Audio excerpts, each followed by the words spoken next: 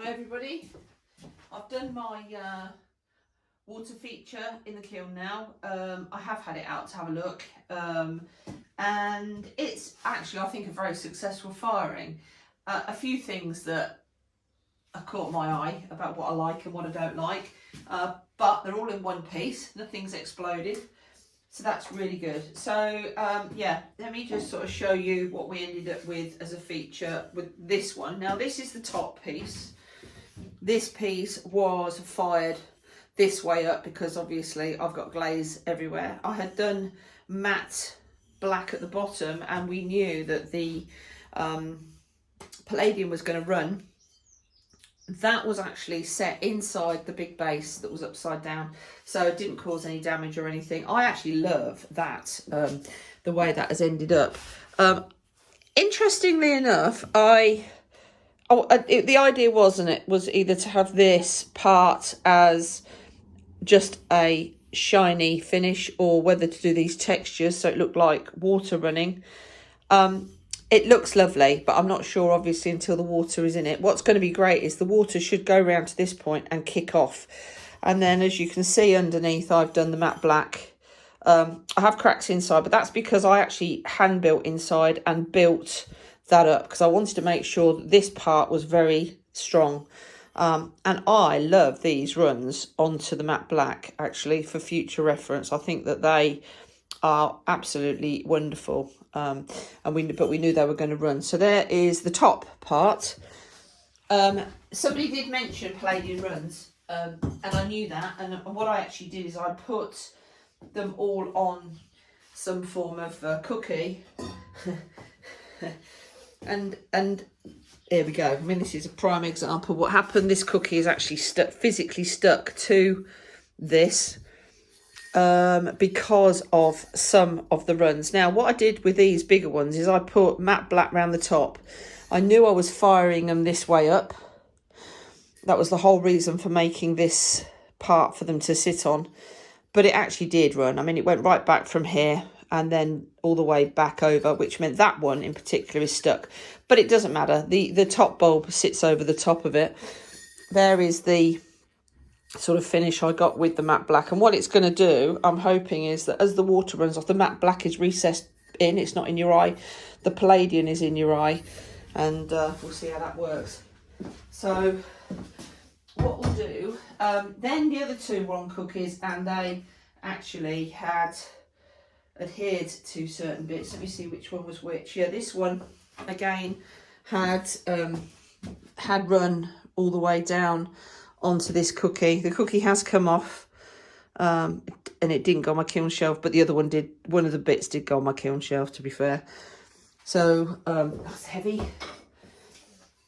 So that's again sort of the finish I've got. That will sit that way up with this sort of finish. It's quite hard to paint round this. I wanted to try and make it a very, very definite line, and in the end I did matte black over any Paadium as a final coating just round the top there. And yeah, this is another one that actually took a chunk out. What I could have done actually, now that I know what I know about painting on ammonia hydrate, could have painted that on there and on here, and I think any glaze would have actually just tapped off. Saying that, it's pretty stuck to this. Got to be careful, very sharp. So that's those pieces. Now I stayed with a cone 6 preloaded medium fire, no hold. I did get in the top shelf, I did get the 6 is the middle, so I did get pushing on 6.5, maybe 7 with this. I haven't ever preset this myself manually, so that's another kettle of fish at the moment. And you can't get a 5.5 preset in this, so that might be what I need to think about doing. But I did, as you can see, the kiln shells are starting to get more and more used now. Here's the Paadium on that piece. This was from the lead before when I made the other piece, so we are starting to get the kiln shells getting a bit marked up now. And then the bottom shelf, again, same sort of cone marking So very, very similar in temperature on the 2 rows. And then there is the final piece. So what we'll do is, this was a bit of a funny one. As I was laying on all of the, what do you call it, the clay, the wet clay to make these patterns, the slip, I didn't trim this part very well because I domed it, and when I came back in, the whole of this part was actually had dropped through to the floor. So what I did is I actually hand built and then put another slab on the top and then trimmed it back off again, and I got away with it. I've made it into something. It is very sturdy. What we'll do in a second is we'll go and put it all up outside and we'll have a look and see how it looks, and then one of the next videos will be me making a proper water feature out of it. Now, I did another little ashtray, just out of one of the pots that went wrong. One of the bud vases that I pushed in, I made it a little ashtray. This has gone a bit brown, which makes me think again a bit too hot, but the orange is fabulous. The orange loves it hot, and inside is actually a really wonderful finish of red. So that's quite nice. That'll be a little gift to someone, I know.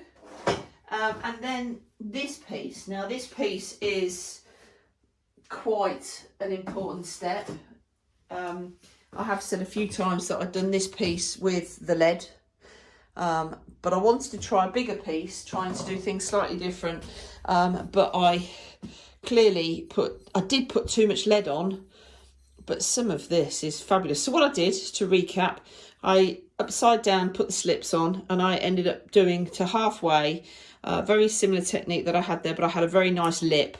And then I put on 3 layers of Storm Celadon on the outside, Storm Celadon on the inside, and then down to that lip line, which is here, you can see it, I did 3 layers, well, or 2 thick, because it goes on a bit thick, layers of the orange. Now, then I did zigzags of the copper wire, which is only 0.06, so it's very thin, and then I did mesh areas. Now, interestingly, the zigzags have done nicer than the mesh. The copper, though, has gone into this area and made this amazing finish. Now, again, I have got some bubbles in this, but I expect that because I expect that the copper will be doing some reactions. So there are bubbles in this. But that piece in particular, with the red or orange, is stunning. And it didn't run over. So I've managed to do what I wanted to, but clearly less copper wire. So I'll do another one of these. I think that is a wonderful finish. But what was interesting, where I had one single piece of copper wire the last time, I got one line, and of course on this one I put more on. So yeah, that's interesting. Very pleased with that. So I'm going to stop the camera and get it set up outside, and we'll see me making this up and see how it looks. Right, so we've got everything out. I've put a small pallet on here so we know we've got something flat. Obviously with this bottom piece, knowing that I had to sort of manufacture it again, there is a bit of a dip on one side, so we'll put that there because that seems to be the most solid piece that we've got at that side. Let's bring it in a bit. Okay, so then the next piece will go on there. I've got a bit of a gap there. That's what I mean. We'll have to sort of see as we we haven't really worked out how we're going to make these be fixed. So that'll be an interesting one. And then this is the one that got the top piece adhered onto it, which shouldn't make any difference because this is not sitting on anything. The piece is sitting on the top there. So then we've got this piece to go on. Yeah. And then, looking good so far, we've got the top piece.